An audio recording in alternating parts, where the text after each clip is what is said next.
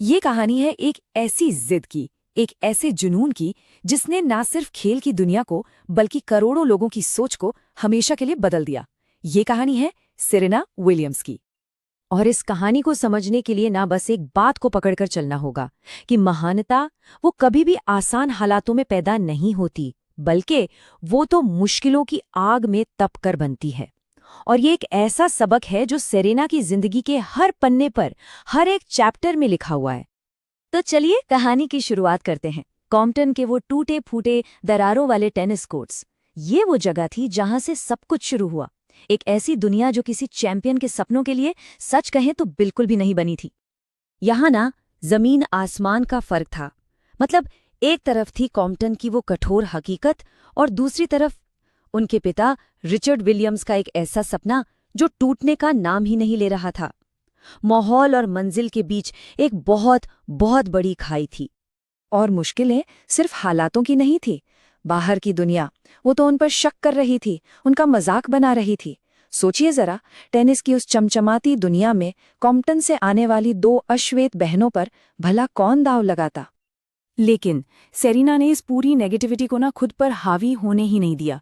उन्होंने क्या किया? उन्होंने दुनिया के इसी शक को अपना फ्यूल बना लिया। एक ऐसी आग जो उन्हें हर रोज, हर पल आगे बढ़ने की ताकत देती रही।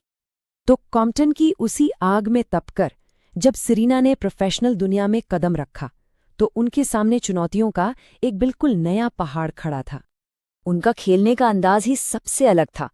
वो सिर्फ अपनी ताकत या तकनीक लेकर कोर्ट पर नहीं आती थी, नहीं, वो अपने साथ एक ऐसी आग लेकर आती थी जिसे कोई भी नजरअंदाज कर ही नहीं सकता था।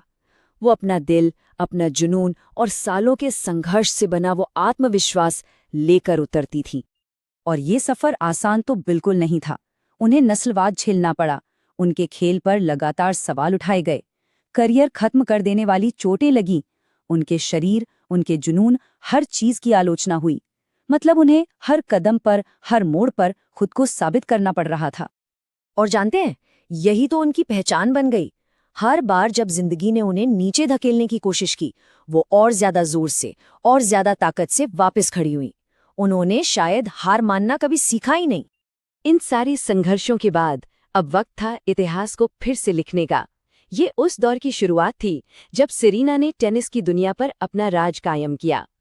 साल था 1999, उम्र महज 17 साल, और उन्होंने वो कर दिखाया जिसने पूरी दुनिया को चौंका दिया। उनकी पहली ग्रैंड स्लैम जीत। ये एक ऐलान था कि टेनिस में एक नए युग की शुरुआत हो चुकी है। 23, ये सिर्फ एक नंबर नहीं है, नहीं, ये उनकी महानता का, उनके दबदबे का सबूत है। ओपन एरा में किसी भी खिलाड़ी से ज्यादा ग्रैंड स्लैम सिंगल्स खिताब, सोचिए जरा। चलिए इन आंकड़ों को थोड़ा और समझते हैं।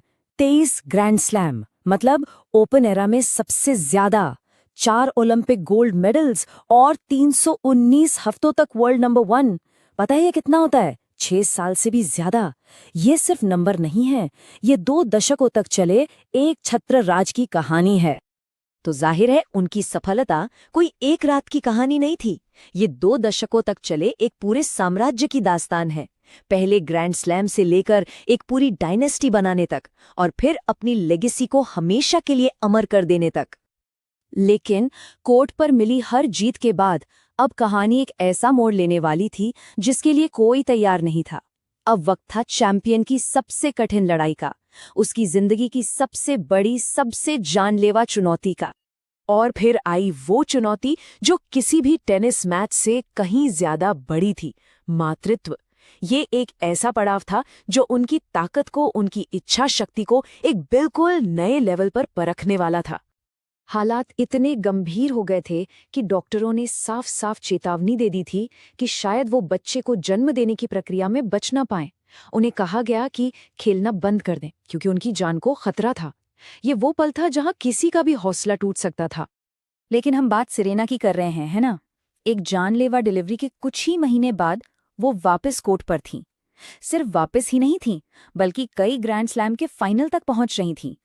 इसने एक बात तो साफ कर दी कि उनकी सबसे बड़ी लड़ाई कोर्ट पर नहीं, बल्कि कोर्ट के बाहर लड़ी गई थी। तो सेरेना की कहानी सिर्फ ट्रॉफियों और रिकॉर्ड्स की नहीं है, बिल्कुल नहीं। उनकी जो असली विरासत है ना, वो कोर्ट के बाहर शुरू होती है। वो सिर्फ एक एथलीट से कहीं ज्यादा है। वो एक प्रतीक है, शक्ति का, संभावना का, और इस बात का कि जब आप दुनिया को ये तय करने का हक नहीं देते कि आप कौन हैं और क्या बन सकते हैं, तो क्या होता है। उनका पूरा सफर कॉम्पटन के उन टूटे फूटे कोर्ट्स से लेके दुनिया के सबसे बड़े मंच तक हमें वापस वहीं ले आता है जहां से हमने बात शुरू की थी कि लेजेंड्स वो कभी आराम में पैदा नहीं होते, वो तो संघर्ष से बनते हैं। और इस बात को खुद सेरेना की शब्दों से बेहतर कौन कह सकता है।